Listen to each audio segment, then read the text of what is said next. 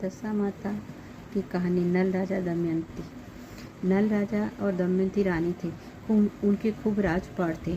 वहाँ कुछ दासियाँ दशा माता की पूजा करती देखी तो रानी ने पूछा कि यह तुम क्या कर रहे हो। तो दासियों ने कहा कि हम दशा माता की पूजा कर रहे हैं। तब रानी कहती है कि ये पूजा कैसे करते हैं, मुझे भी बताओ। तब दासियों ने कहा कि 9 दिन तक रोज दशा माता की कहानियाँ सुनना एवं 10वें दिन व्रत रखकर दशा माता की पूजा बातें सुनकर और दशा माता का दोहरा पहनना चाहिए। रानी भी दशा माता की पूजा करके दोहरा पहना और कहानी सुनी थी। और रात को जब राजा की नज़र सोते समय राजा की नज़र रानी के दौरे पर पड़ती है तो राजा रानी से बोलते हैं कि रानी, तुम इतने गहने होते हुए भी आपने पीले रंग का क्या पहन रखा है। तो राजा ने खींचकर उसको तोड़ दिया और दशा माता वहाँ प्रकट हुई और कहने लगे कि तुमने मेरा अपमान किया है, इसलिए तुम्हारा राजपाट नष्ट हो जाएगा।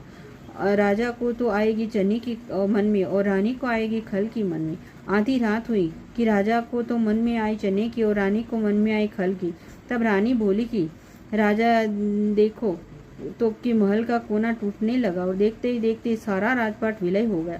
तब राजा रानी ने सोचा कि अपने ही देश में हम ऐसे कैसे रह पाएंगे। तब राजा और रानी अपने साथ अपने पुत्र शायर नीर दोनों कंवर हांसला घोड़ा और माला गढ़ दासी सबको अपने साथ ले सर छोड़कर चले गए। शहर के बाहर जाकर एक वड़ के पेड़ के नीचे विश्राम करने बैठते हैं। तभी एकदम से वड़ फाट कर हांसला घोड़ा और मालागढ़ दासी उसमें विलय हो जाते हैं। थोड़ा आगे जाते ही तो एक बाजार की बालद आ रही होती है तो शायर नीर कंवर उनमें खो जाते हैं। राजा रानी बहुत दुखी होते हैं और वहां से आगे बढ़ जाते हैं।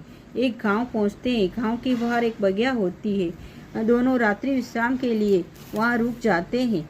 तब आधी रात होते ही बाग तो पूरा सूख जाता है। तब राजा रानी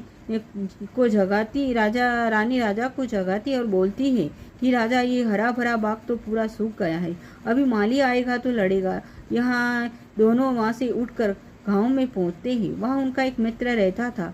दोनों उस मित्र के वहाँ जाते हैं। मित्र उनकी बहुत सेवा करता है और रात्रि विश्राम के लिए अपना कमरा उनके लिए खोल देता है।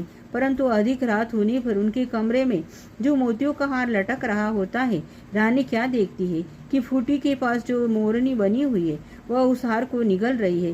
रानी जल्दी से राजा को उठाकर यह सब बात बताती है। तब राजा कहते हैं कि रानी, यहाँ से भी चलो, नहीं तो मित्र क्या सोचेगा। ये लोग यहाँ से वहाँ